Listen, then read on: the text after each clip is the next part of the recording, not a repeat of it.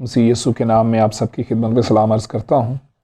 آج دوسرا اتوار ہے اور ہم بطور کلیسیا اکٹھے عبادت نہیں کر سکے۔ بہت سے چرچز نے احتیاطی تدابیر کو اپناتے ہوئے عبادت کی ہے، لیکن بہت سے چرچز ایسے بھی ہیں جو یہ عبادت نہیں کر سکے اور انہوں نے اپنے چرچ ممبرز سے درخواست کی کہ وہ اپنے گھروں میں عبادت کریں۔ ہم دونوں طرح سے عبادت کرنے کے طریقہ کار کے لیے خدا کا شکر کرتے ہیں اور ہم ایمان رکھتے ہیں کہ خدا نے برکت دی ہے، کیونکہ خداوند یسوع مسیح ہر جگہ ہمارے درمیان موجود ہیں اور اس کے موجودگی کے وسیلے سے ہم برکت پاتے ہیں۔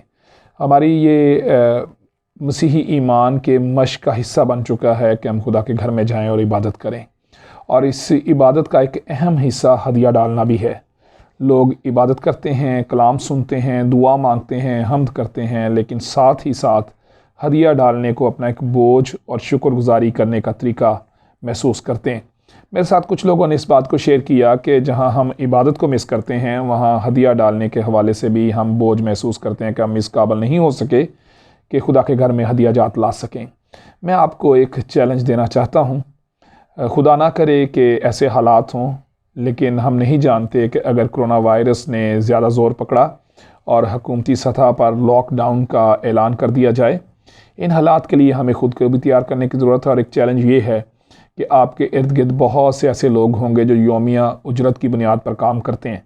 ان کے لیے ممکن نہیں کہ وہ اپنے خاندان کے لیے راشن اکٹھا کر سکیں۔ آپ لوگ جو ہدیہ جات خدا کے گھر میں نہیں لا سکے، آپ ان ہدیہ جات کو ایسے لوگوں کی مدد کے لیے استعمال کر سکتے ہیں۔ ضرور اس چیلنج کو لیں، اپنے ارد گرد نظر دوڑائیں، اور جو ایسے ضرورت مند لوگ ہیں جن کے لیے مشکل ہے کہ وہ راشن اکٹھا کر سکیں، ان کے لیے بھی راشن اکٹھا کریں اور متوقع لاک ڈاؤن کی صورت میں ان کے مددگار ہو سکیں۔ اگر آپ ایسا نہیں کر سکتے یا آپ کسی کو نہیں جانتے تو اپنے پادری صاحبان سے ضرور رابطہ کریں۔ پادری صاحبان کو بھی یہ چیلنج لینے کی ضرورت ہے کہ وہ خود بھی دوسرے لوگوں کے مددگار ہو سکیں، اور اسی طرح سے اپنی کلیسیاؤں کے ساتھ مل کر بھی ایسے لوگوں کے بارے میں سوچنے کی ضرورت ہے اور راشن کو جمع کرنے کی ضرورت ہے تاکہ متوقع لاک ڈاؤن کی صورت میں ان لوگوں کو مہیا کر سکیں۔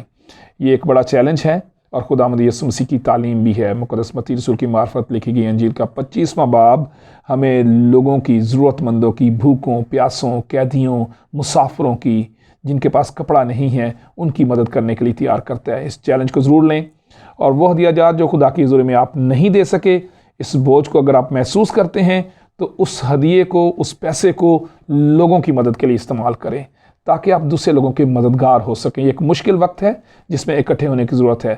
خداوند آپ کو محفوظ رکھے، آپ کے گھرانوں کو محفوظ رکھے۔ خداوند ہمارے ملک کی اور پوری دنیا کی حفاظت کرے اور اس میں سے کرونا وائرس کو ختم کرے۔ God bless you. شکریہ۔